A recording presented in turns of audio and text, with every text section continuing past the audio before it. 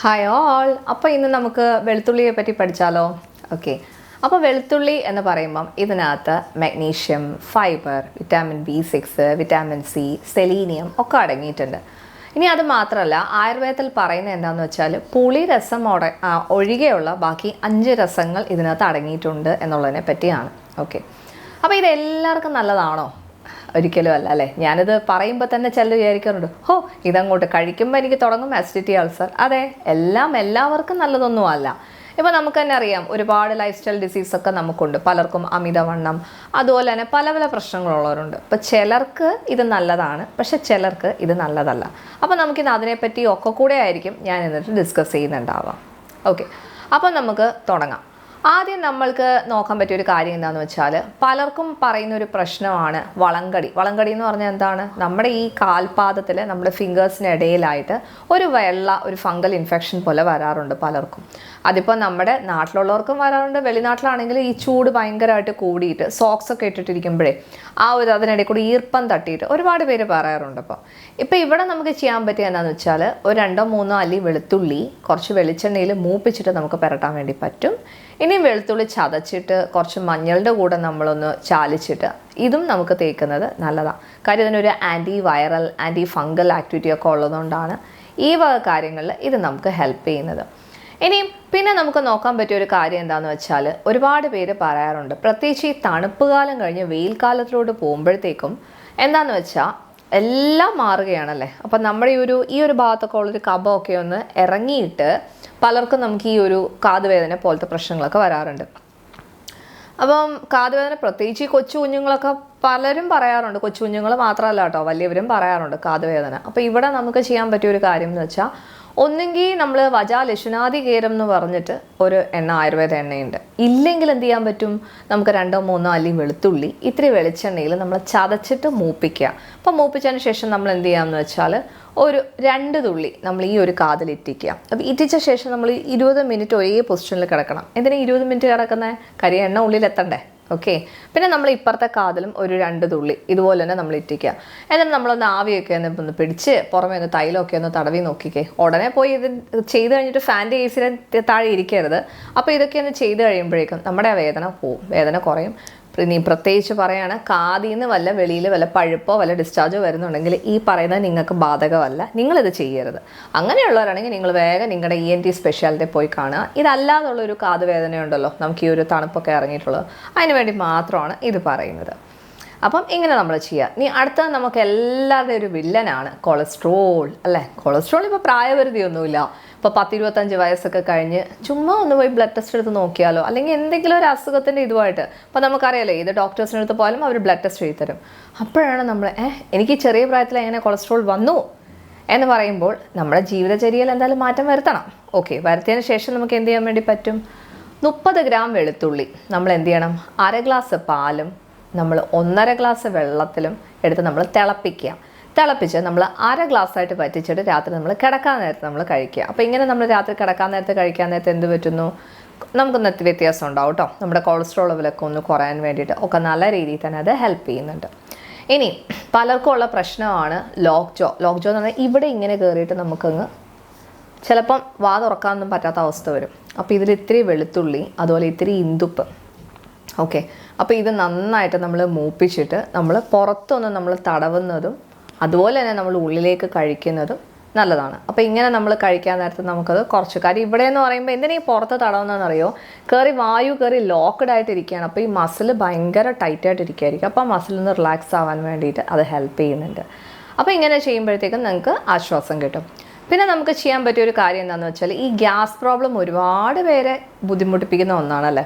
അപ്പോൾ നമുക്കതിന് വെളുത്തുള്ളി, അതുപോലെ നമുക്ക് ജീരകം, അപ്പോൾ ഇത് രണ്ടും കൂടെ നമുക്ക് ഒന്ന് മൂപ്പിച്ചിട്ട് നമ്മൾ ഉള്ളിലോട്ട് കഴിക്കുന്നത് നല്ലതാണ്. പിന്നെ ഞാൻ ഇപ്പോൾ പറഞ്ഞിട്ടുണ്ടായിരുന്നല്ലോ, നമ്മുടെ വെളുത്തുള്ളി പാല് ഒക്കെ ചേർത്തുള്ള കോമ്പിനേഷൻ അത് നല്ലതാണ് കേട്ടോ. ഈ വായു ബ്ലോട്ടിങ് അങ്ങനെയുള്ള പ്രശ്നങ്ങൾ എപ്പോഴും നമ്മൾ പറയല്ലേ, വയറ്റിൽ എന്തോ ഇങ്ങനെ ഉരുണ്ട് പോകുന്ന പോലെ, അതുപോലെ തന്നെ ബ്ലോട്ടിങ് ടെൻഡൻസി, അപ്പോൾ ഇതിനൊക്കെ നല്ല രീതിയിൽ തന്നെ അത് ഹെൽപ്പ് ചെയ്യുന്നുണ്ട്. അപ്പോൾ ഇങ്ങനെയൊക്കെ ചെയ്യുന്നത് ഭയങ്കര നല്ലതാണ്. പിന്നെ നമുക്ക് ചെയ്യാൻ പറ്റിയൊരു കാര്യം എന്ന് വെച്ചാൽ, ബ്രോൺകിയൽ ആസ്മ ഒക്കെ ഉള്ളവരുണ്ട്. അപ്പോൾ ബ്രോൺകിയൽ ആസ്മ ഉള്ളവരും ഈ പറഞ്ഞോട്ട് തന്നെ ഇത്തിരി വെളുത്തുള്ളിയും ഇന്ദുപ്പൂടെ മൂപ്പിച്ചിട്ട് അത് നമ്മൾ ഉള്ളിലോട്ട് കഴിക്കുന്നത് നല്ലതാണ്. പാലിൽ നമ്മൾ 1-2 അല്ലി വെളുത്തുള്ളി നമ്മൾ ചതച്ചിട്ട് അതും ഉള്ളിൽ കഴിക്കുന്നത് നല്ലത്. വെറും പാല് കുടിക്കാൻ നിൽക്കല്ലേ. വെറും പാല് കുടിക്കാൻ നിൽക്കുമ്പോൾ കഫം കൂടും. അപ്പം നമുക്ക് ചെയ്യാൻ പറ്റിയതെന്ന് പറഞ്ഞാൽ ഈ വെളുത്തുള്ളിയൊക്കെ ചേർത്തിട്ട് നമ്മൾ കഴിക്കുമ്പോഴത്തേക്കും അത് തന്നെ നമ്മൾ പാലിൻ്റെ ഒരു അംശം കുറച്ച് വെള്ളത്തിൻ്റെ അംശം കൂട്ടി നമ്മൾ പാലളവാക്കി നമ്മൾ വറ്റിച്ചെടുക്കുക. എന്നിട്ട് അതിൻ്റെ കൂടെ നമ്മൾ വെളുത്തുള്ളിയൊക്കെ ചേർത്ത് കഴിക്കുകയാണെങ്കിൽ അത് നമ്മുടെ ചാനൽസൊക്കെ ഒന്ന് തുറക്കാൻ വേണ്ടിയിട്ടൊക്കെ ഒന്ന് നല്ല രീതിയിൽ തന്നെ അത് ഹെൽപ്പ് ചെയ്യുന്നു. പിന്നെ നമുക്കൊരു പ്രതിരോധ ശക്തി കൂട്ടാൻ വേണ്ടിയിട്ടും അതുപോലെ തന്നെ നമ്മുടെ വിശപ്പ്, ഒരുപാട് പേര് പറയുന്ന കാര്യമാണ് വിശപ്പ് കുറവ് അല്ലേ. ഇപ്പോൾ വിശപ്പ് കുറവ്, അതുപോലെ വായു കയറി വിലങ്ങുക, അങ്ങനത്തെ പല പ്രശ്നങ്ങളും ഉള്ളവർക്ക് വേണ്ടിയിട്ട് കുറച്ച് സാധനങ്ങൾ നമുക്ക് വീട്ടിലുണ്ടാക്കാൻ പറ്റുമോ നോക്കാം. അപ്പോൾ അതിനകത്ത് ഇത്തിരി ചുക്ക്, കുരുമുളക്, ജീരകം, വെളുത്തുള്ളി, മഞ്ഞൾപ്പൊടി, നാരങ്ങ നീര്. അപ്പോൾ ഇതെല്ലാം ഒരു 10 ഗ്രാം എടുക്കുക. എന്നിട്ട് ഇതൊക്കെ ചതച്ചിട്ട് നമ്മൾ എന്ത് ചെയ്യണം, 1.5 ഗ്ലാസ് വെള്ളത്തിൽ തിളപ്പിച്ചിട്ട് നമ്മളൊരു 1/2 ഗ്ലാസ്സായിട്ട് വറ്റിച്ചിട്ട് നമ്മൾ കുടിക്കുകയാണെങ്കിൽ ഇത് നമുക്ക് ഓവറോൾ നമ്മുടെ ബോഡിക്ക് ഒരു പ്രൊട്ടക്ഷനും കാര്യങ്ങളും ഒക്കെ നമുക്ക് തരുന്നുണ്ട്. അതുപോലെ നമുക്ക് ഈ ഒരു കഫക്കെട്ട് പോലുള്ള പ്രശ്നങ്ങളൊക്കെ ഉണ്ടെങ്കിലും ഒക്കെ നല്ല. ഇപ്പോൾ റെസ്പിറേറ്ററി ട്രാക്ട് ഇൻഫെക്ഷൻസ് എന്നൊക്കെ പറയുമ്പോൾ എല്ലാവർക്കും ഈ പറയുന്ന തൊട്ട് എല്ലാ ഹോം റെമഡിയൊന്നും പറ്റണമെന്നൊന്നുമില്ല. ഇതിനകത്ത് ഞാനും പറയാറുണ്ട്. അപ്പോൾ അതിനകത്ത് നമുക്ക് ഏതാണോ നമുക്ക് എളുപ്പം സ്വീകരിക്കാൻ പറ്റുക, അപ്പോൾ ഇതൊക്കെ നിങ്ങൾക്ക് പെട്ടെന്ന് ഉണ്ടാക്കാൻ പറ്റുമെങ്കിൽ അത് നിങ്ങൾക്ക് നല്ല രീതിയിൽ തന്നെ റിലീഫ് ഉണ്ടാക്കി തരുന്നതാണ്. പിന്നെ നമുക്ക് ചെയ്യാൻ പറ്റിയൊരു കാര്യം എന്ന് വെച്ചാൽ ഒരുപാട് പേര് പറയാറുണ്ടല്ലേ നെഞ്ചുവേദന പ്രത്യേകിച്ച് ഈ രാത്രി സമയത്തൊക്കെ വരുമ്പോൾ നമ്മൾ പേടിച്ചു പോകും അല്ല, എന്ത് ചെയ്യണം എന്ന് നമുക്കറിയത്തില്ല. ഈ കൊറോണ ടൈമിലൊക്കെ ഒരുപാട് പേര് പേടിച്ചു പോയിട്ടുണ്ടായിരുന്നു. കാര്യം കൊറോണ എന്ന് പറഞ്ഞപ്പോൾ തന്നെ പേടിയാണ്. അതിൻ്റെ കൂടെ ഈ ഒരു സിംറ്റം കൂടെ വരുമ്പോൾ എന്താ ചെയ്യാൻ പറ്റുക, കടുകെണ്ണയും അതുപോലെ തന്നെ ഇത്തിരി വെളുത്തുള്ളിയും ഇത്തിരി ഇന്ദുപ്പും.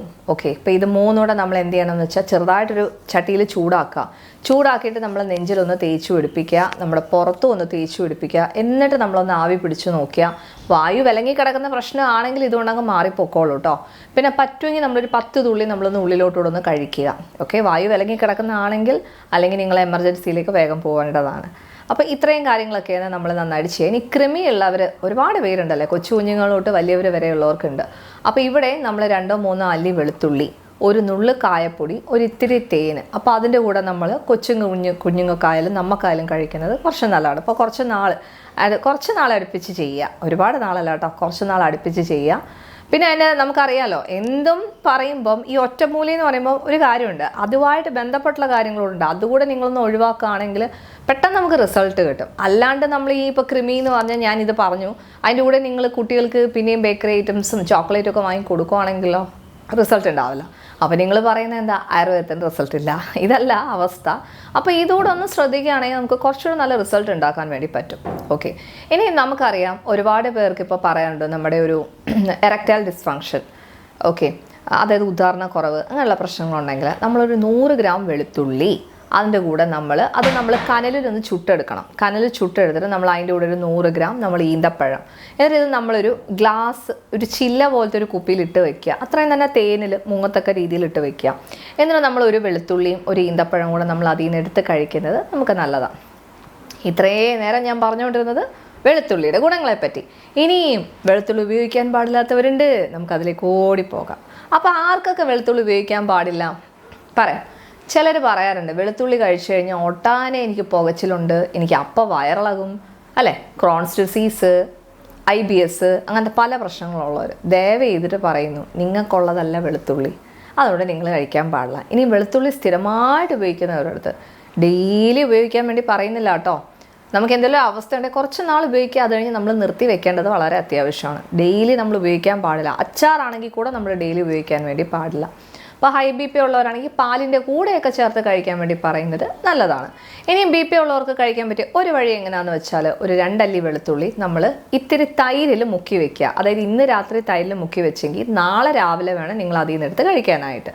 അപ്പം അതായത് വെറും വയറ്റിൽ കഴിക്കരുത് എന്നാണ് ഇതുകൊണ്ട് ഉദ്ദേശിക്കുന്നത്. അത് എത്ര മണിക്കാണ് കഴിക്കേണ്ടത്, അതും രാവിലെ 11 മണിക്ക് വേണം കഴിക്കാനായിട്ട്. ബ്ലീഡിങ് ടെൻഡൻസി ഉള്ളവരാണെങ്കിൽ ദയവീത് നിങ്ങൾ വെളുത്തുള്ളി കഴിക്കാൻ നിൽക്കരുത്. കാര്യം എന്ന് വെച്ചാൽ ഇതിനൊരു രക്തത്തെയും പിത്തത്തെയും കൂട്ടുന്ന ഒരു ടെൻഡൻസി ഉണ്ട്. അപ്പോൾ ചൂടിനെയും കൂട്ടുന്നത് കൊണ്ട് ഓട്ടോമാറ്റിക്കലി അത് നിങ്ങൾക്ക് നല്ലതല്ല. ഇപ്പോൾ ബ്ലഡ് തിന്നേഴ്സ് ഉപയോഗിക്കുന്നവരും ഇത് നമ്മൾ കഴിക്കാൻ വേണ്ടി പാടില്ല. പിന്നെ വെളുത്തുള്ളി അച്ചാർ, ചിലർ പറയാറുണ്ട് ഞാൻ അച്ചാറാക്കി, എന്ത് പറഞ്ഞാലും പറയും ഞാനത് അച്ചാറാക്കി കഴിച്ചോളാം എന്ന് പറയും. അപ്പോൾ ദയവേത് ഈ അച്ചാറൊക്കെ തന്നെ ആയാലും നമ്മൾ അധികം കഴിക്കാൻ നിൽക്കരുത്, നമ്മുടെ ശരീരത്തിന് നല്ലതല്ല. ലോ BP ഉള്ളവർ, തലകറക്കമൊക്കെ ഉള്ളവർ ദയവേത് അവരെയും നമ്മൾ വെളുത്തുള്ളി ആരോഗ്യത്തിന് നല്ലതാണ്. പിടിക്കൂ, കാൽസ്യം ഉണ്ട്, മഗ്നീഷ്യം ഉണ്ട്, സിങ്ക് ഉണ്ട്. ചെയ്യരുത്. ഓക്കെ, അപ്പോൾ പലരും ചെയ്യുന്ന ഒരു കാര്യമാണ്. ഇപ്പോൾ വന്നിട്ട് എനിക്ക് ആയുർവേദം അറിയാം, എനിക്കതറിയാം, ഇതറിയാം. ഓക്കെ, ഞങ്ങൾ ഡോക്ടേഴ്സിന് വർഷങ്ങളായിട്ട് നമ്മൾ രോഗികളുടെ അടുത്തിരിക്കുന്നതുകൊണ്ട് നമുക്കറിയാൻ പറ്റും ചില സാധനങ്ങൾ ചിലർക്ക് പറ്റത്തില്ല. ഓക്കെ, അപ്പോൾ എന്തുകൊണ്ട് പറ്റത്തില്ല? കാര്യം അവരുടെ ശരീരം ആ ഒരു ഫുഡ് ഡൈജസ്റ്റ് ചെയ്യത്തില്ല അല്ലേ. അപ്പോൾ അതുകൊണ്ട് ലോ ബി പി ഉള്ളവർക്ക് നിങ്ങൾ ഒരു കാരണവശാലും ഇത് കൊടുക്കാൻ പാടില്ല. പിന്നെ ആർക്ക് ഉപയോഗിക്കാൻ പാടില്ല എന്ന് വെച്ചാൽ, വെയിൽ കാലമാണ് ഇനിയും വരാൻ പോകുന്നത്. വെയിൽ കാലത്ത് ദയവേത് നിങ്ങൾ അധികം ഉപയോഗിക്കരുത്. പീരിയഡ്സ് ടൈമിൽ നിങ്ങൾ അധികം ഉപയോഗിക്കരുത്, കാര്യം ബ്ലീഡിങ് കൂട്ടുന്നു.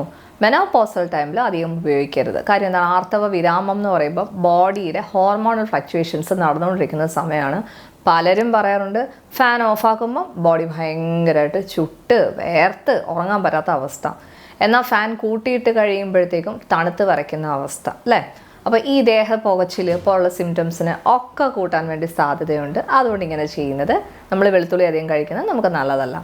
ഇനിയും നമുക്ക് ഇപ്പം കഴിക്കണമെന്ന് ചിലർ കഴിക്കുന്നവരുണ്ട് എങ്കിൽ ഏറ്റവും സേഫായിട്ട് എങ്ങനെ എടുക്കാൻ പറ്റുക? 3-4 വെളുത്തുള്ളി നമ്മൾ നെയ്യിൽ വഴറ്റിയ ശേഷം മാത്രം നമ്മൾ കഴിക്കാം. അപ്പോൾ ഇപ്പോഴത്തേക്ക് എൻ്റെ വെളുത്തുള്ളി വിശേഷങ്ങൾ തീരുന്നു. ഇനി നമുക്ക് വേറെ വീഡിയോയിൽ കാണാം. Okay, thank you dears.